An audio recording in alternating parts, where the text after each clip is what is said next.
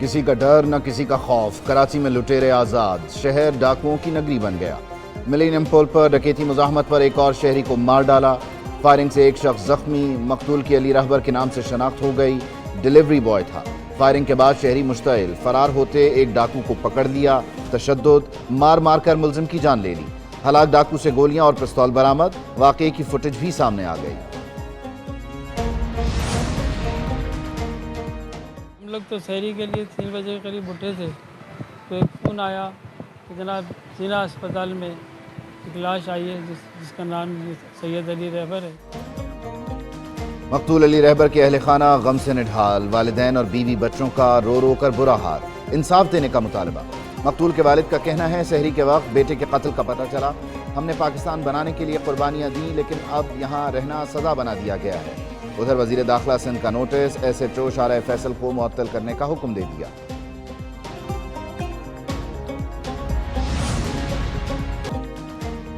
کراچی کے شہریوں کی جانیں غیر محفوظ، ڈاکو مال کے ساتھ جانیں بھی لینے لگے۔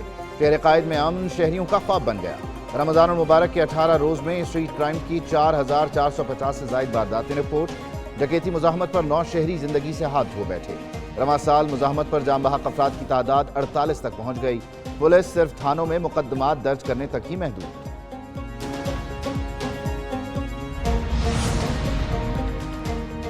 اس شہر کا گزشتہ 30 سال سے بدامنی کی بڑی وجہ یہ ہے کہ یہاں پر چور اور سپاہی دونوں کا اس شہر سے تعلق نہیں ہے۔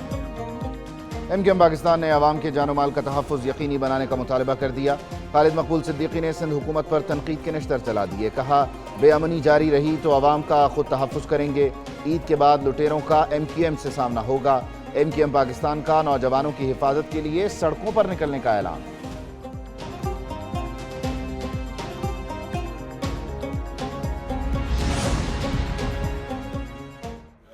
My own sense is کہ یہ انفلیشن ریٹ جو ہے یہ انشاءاللہ بتدریج کم ہوگا during the course of this air base rate کی وجہ سے، اینڈ وی آر ہوپنگ کہ the policy rate will follow.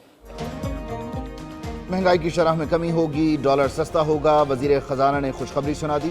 Muhammad Aurangzeb نے میڈیا سے گفتگو میں کہا مہنگائی کی شرح 38% سے کم ہو کر 23% پر آ گئی۔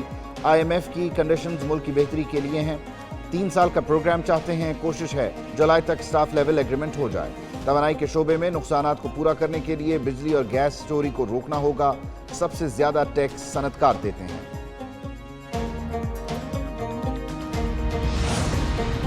نیپرا نے بجلی گرا دی، قیمت پھر بڑھا دی، بجلی 2 روپے 75 پیسے فی یونٹ مہنگی کرنے کی منظوری، اضافہ دوسری سہ ماہی ایڈجسٹمنٹ کی مد میں کیا گیا۔ اطلاق اپریل، مئی اور جون کے بلوں پر ہوگا۔ بجلی مہنگی کرنے کا اطلاق ڈیسکوز اور کے الیکٹرک صارفین پر ہوگا۔ نیپرا میں فروری کی ماہانہ ایڈجسٹمنٹ کی مد میں اضافے کی درخواست پر بھی سماعت، بجلی 1 ماہ کے لیے 5 روپے فی یونٹ مہنگی کرنے کی ابتدائی منظوری دے دی گئی۔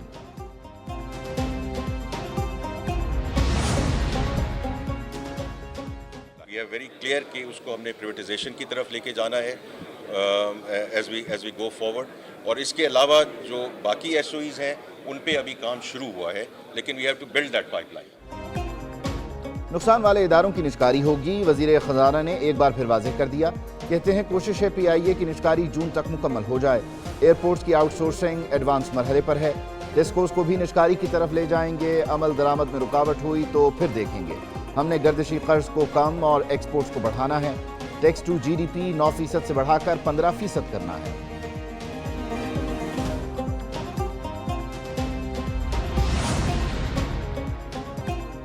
پی آئی اے قرض ری پروفائلنگ کے لیے کمرشل بینک سے ٹرم شیٹ طے، رواں ہفتے این او سی جاری اور اثاثے واپس منتقل ہو جائیں گے۔ ذرائع وزارت خزانہ کے مطابق ٹرم شیٹ سائن ہونے سے بینکس کو قرض 10 برسوں میں تقریباً 12% شرح سود پر ملے گا۔ ابتدائی ڈھانچے کے مطابق پی آئی اے کے 51% تک شیئرز فروخت کیے جائیں گے، پی آئی اے کے 49% شیئرز حکومتی ملکیت میں رہیں گے۔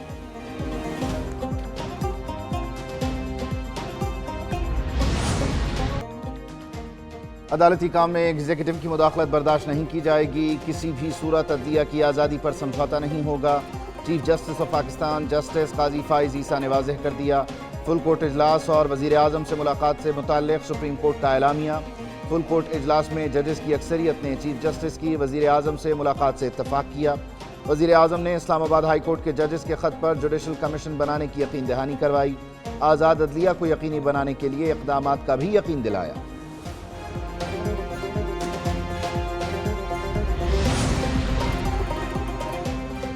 وزیر اعظم صاحب کی یہ خواہش ہے کہ وہ یہ معاملہ کابینہ میں رکھیں گے. کسی غیر جانبدار ریٹائرڈ عدالتی شخصیت کے نام پہ کنسنسس کرنے کے بعد کمیشن آف انکوائریز ایکٹ کے تحت ان کی نامزدگی کی جائے گی.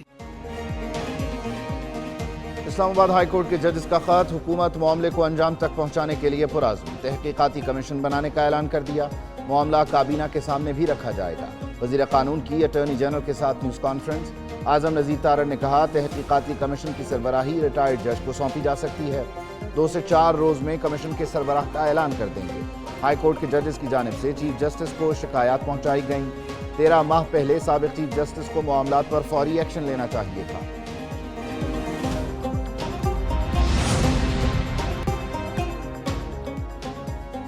ججز کے خط پر انکوائری کمیشن کا قیام نامنظور. پی ٹی آئی نے حکومتی اعلان کو مسترد کر دیا. احتجاج کا اعلان.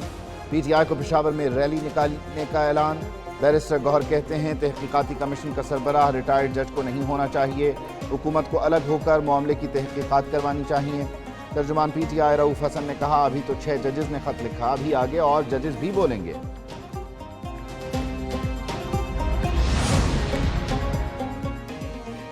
کراچی میں کھلے مین ہولز موت کے کنویں بن گئے. مختلف علاقوں میں جگہ جگہ گٹر کے ڈھکن غائب. انتظامیہ کی نااہلی سے درجنوں انسانی جانیں ضائع. رواں سال 2 بچوں سمیت 9 افراد گٹر اور نالوں میں گر کر جان گنوا بیٹھے. شاہ لطیف ٹاؤن میں گٹر میں گر کر 4 سالہ محسن زندگی کی بازی ہار گیا. بن قاسم میں واٹر بورڈ کی سیوریج لائن میں 8 سالہ بچہ جان بحق ہوا. گزشتہ برس ایسے واقعات میں 68 افراد جان سے گئے تھے.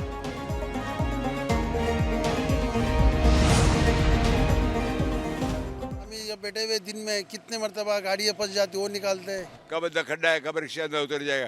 بیٹھی ہوئی لیڈیز کسٹمر سب گر کے باہر گر جاتے ہیں. لوگوں کو خوف ہی نہیں ہے کسی چیز کا. کوئی نہیں ہے. کوئی گاڑی پھنسی بھی ہوتی ہے کبھی. کیا صفائی والے کا پتہ ہی نہیں, صفائی نہیں کرتے. کراچی میں کھلے مین ہول شہریوں کی زندگی کے لیے مستقل خطرہ. شہریوں نے انتظامیہ سے گٹر کے ڈھکن لگانے کا مطالبہ کر دیا. کہتے ہیں کچھ نہ کریں, صرف کھلے مین ہول بند کرا دیں تاکہ کسی بھی ماں کی گود اجڑنے سے بچ سکے. میئر کراچی بولے ہم ڈھکن لگاتے ہیں لیکن نشئی چوری کر کے لے جاتے ہیں.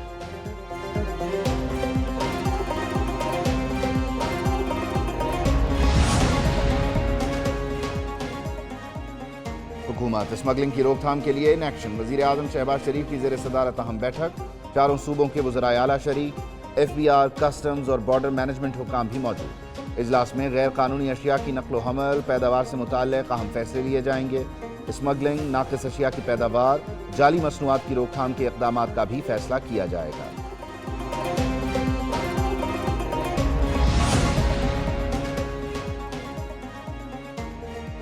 ملکی معیشت کی بحالی کے لیے حکومت کے بڑے اقدامات.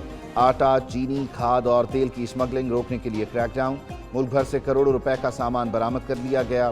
کھاد, چینی, سگریٹ, ایرانی پیٹرول اور کپڑے کے تھان شامل. کارروائیاں 17 تا 24 مارچ کے دوران ملک بھر میں ہوئیں.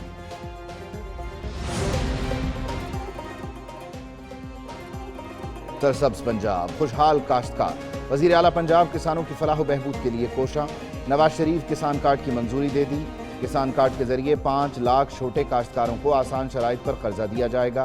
بہترین بیج, کھاد اور کیڑے مار ادویات کی خریداری کے لیے کاشتکاروں کو 30,000 روپے فی ایکڑ زرعی قرضہ بھی ملے گا.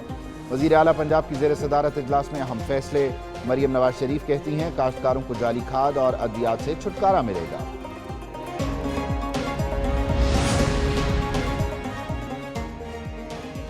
پاکستان کرکٹ بورڈ کا بابر اعظم کو قومی ٹیم کا کپتان بنانے کا فیصلہ. چیئرمین محسن نقوی کی سلیکشن کمیٹی سے رات گئے ملاقات. سلیکشن کمیٹی نے بابر اعظم کو کپتان بنانے کی سفارش کی. اجلاس میں کوچز بارے بھی مشاورت کی گئی. Chairman P C B Babar Azam کی کپتانی کا باقاعدہ اعلان کاکور میں فٹنس کیمپ ختم ہونے کے بعد کریں گے.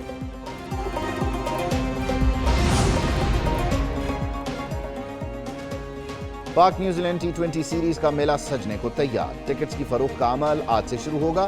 سیریز میں 5 میچ کھیلے جائیں گے. 3 میچز راولپنڈی اور 2 لاہور میں ہوں گے. سیریز کی ٹکٹس کی قیمت 300 سے 16,000 روپے تک رکھی گئی ہے.